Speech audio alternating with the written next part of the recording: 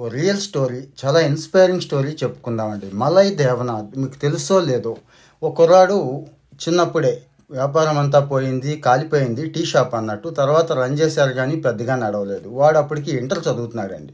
ఇంకా కుటుంబం పోషించే భారం వాడి మీద పడిపోయింది. అమ్మ దగ్గర ఒక 100 రూపాయలు తీసుకొని ఢిల్లీ ట్రైన్ ఎక్కేశాడు. ఆ వయసులో ఢిల్లీలో ఏం దొరుకుతాయి, ఏదో హోటల్లో సర్వర్గా చేరాడు, గిన్నెలు తోమాడు, అన్నీ చేశాడు.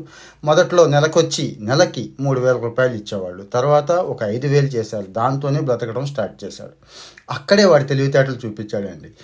యజమానితో చక్కటి సంబంధాలు ఏర్పాటు చేసుకున్నాడు. ఎలాగూ ఇంటర్ చదివాడు కదా, అటు హోటల్ మేనేజ్మెంట్ అండ్ క్యాటరింగ్లో డిప్లొమా కోర్స్ ఒకటి ఉంటే అది పూర్తి చేశాడు. మెల్లమెల్లగా ఓన్గా ఒక క్యాంటీన్ స్టార్ట్ చేశాడు. క్యాంటీన్ అంటే తెలుసు కదా మీకు. ఈరోజు పెద్ద పెద్ద కంపెనీలు ఏవైనా కానీ లంచ్ ఏర్పాటు చేసినా, ఎంప్లాయీస్కి ఏదైనా ఫెసిలిటీ ఇవ్వాలన్నా ఎవడో ఒకడికి అవుట్సోర్స్ చేసేస్తున్నాయి. ఇలాంటి అవుట్సోర్సింగ్లో ఉన్న టెక్నిక్ని పట్టుకున్నాడండి. అంటే ఎక్కడ ఎవరికి ఏ అవసరం ఉందో ఆ ఫుడ్ సప్లై చేసే అవసరం పట్టుకున్నాడు. క్యాటరింగ్ బ్రహ్మాండంగా చేస్తున్నాడు. మీకు కూడా తెలుసు, మనకి చాలా క్యాటరింగ్ సంస్థలు ఇప్పుడు చుట్టూ ఉన్నాయి. కానీ వీడికున్న గొప్పతనం ఏంటి అంటే చైన్ అండి. ఈరోజు ఇదే క్యాటరింగ్ కొన్ని వందలు చేసేసాడు. అంటే చాలా నగరాల్లో స్టార్ట్ చేసేసాడు.